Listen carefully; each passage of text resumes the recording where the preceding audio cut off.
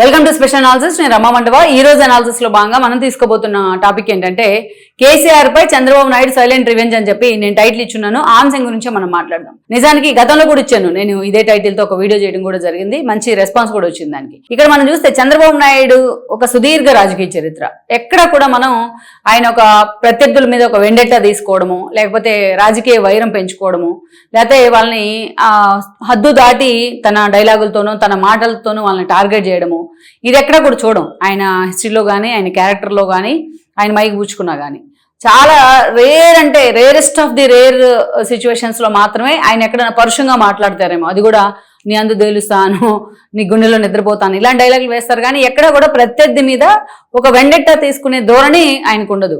తనను ఎంతగా అవమానించినా సరే, తను ఎంతగా హ్యూమిలేట్ చేసినా సరే వాళ్ళని క్షమించే ప్రయత్నం చేస్తారు. కానీ చంద్రబాబు నాయుడు వెండెట్టా తీసుకోరు.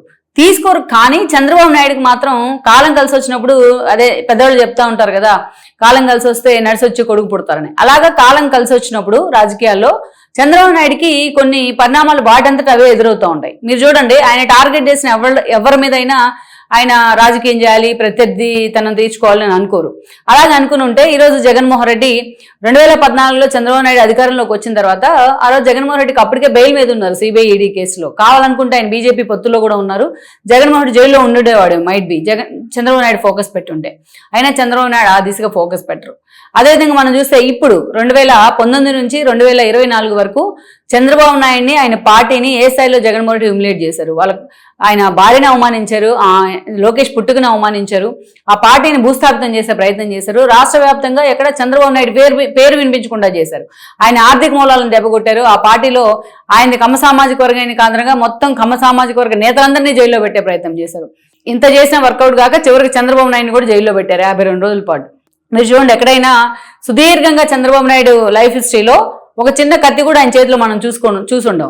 అలాంటి చంద్రబాబు నాయుడిని తీసుకుపోయి స్కిల్ డెవలప్మెంట్ కేసు అనే కేసు క్రియేట్ చేసి కేసే లేని చోట 52 రోజుల పాటు జైల్లో పెట్టారు. ఇన్ని చేశారంటే చంద్రబాబు నాయుడు తన నిజంగానే అంత లాంగ్ కెరీర్లో ఎక్కడా చూడని ఇష్యూస్ అన్ని కూడా జగన్మోహన్ రెడ్డి ఆయనకి టేస్ట్ చూపించే ప్రయత్నం చేశారు.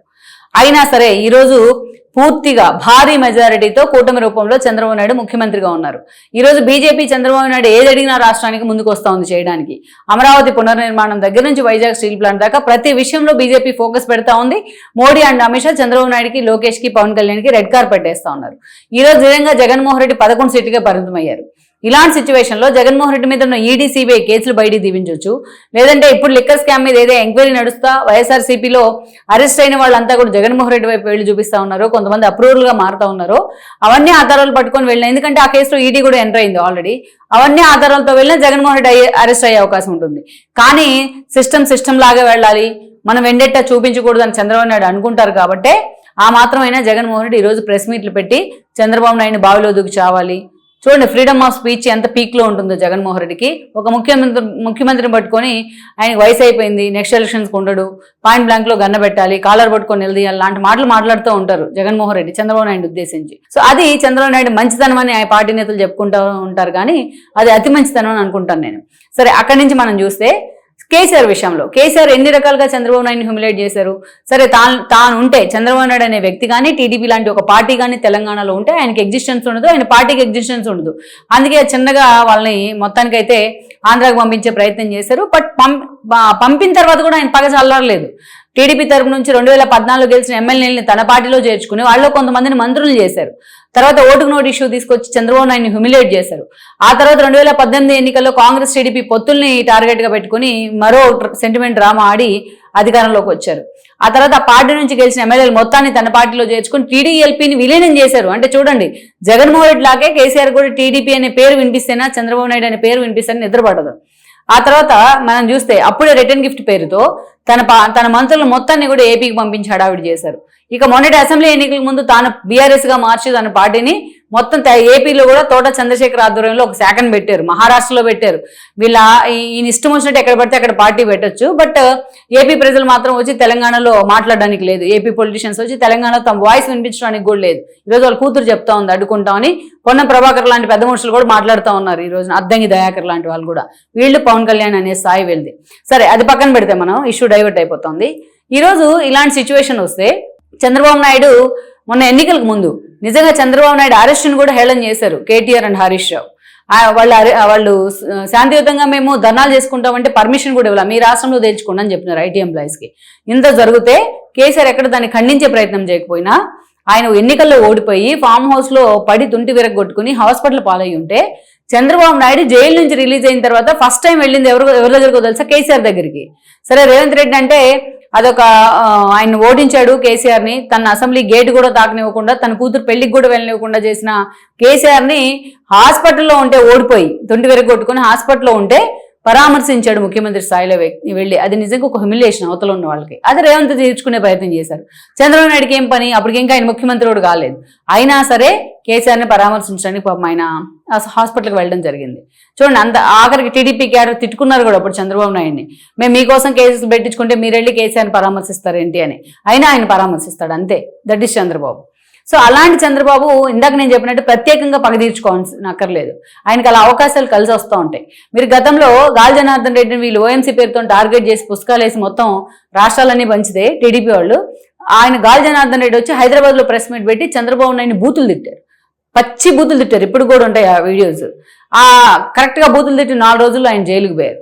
వైఎస్ రాజశేఖర రెడ్డి అంతే, నువ్వు మీ అమ్మా నాన్న ఎందుకు పుట్టేవా వాళ్ళ కడుపున బాధపడాలి అంటే ఆయన నిజంగా ఫీల్ అయితే సారీ చెప్పాడు. అయినా సరే ఆ తర్వాత ఏం జరిగిందో వైఎస్ రాజశేఖర రెడ్డికి మనం చూసాం.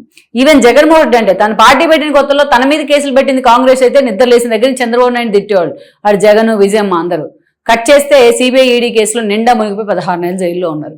ఇవన్నీ చంద్రబాబు నాయుడుకి అట్లా కలిసి వస్తూ ఉంటాయి, ఆయన ప్రత్యేకంగా దాని మీద ఫోకస్ పెట్టకుండానే. సో అలాంటిదే ఈరోజు కేసీఆర్ మీద ఈరోజు ఆయన రివెంజ్ తీర్చుకునే సందర్భం లేకుండానే టీడీపీ క్యాడర్ కోరుకుంటా ఉంది.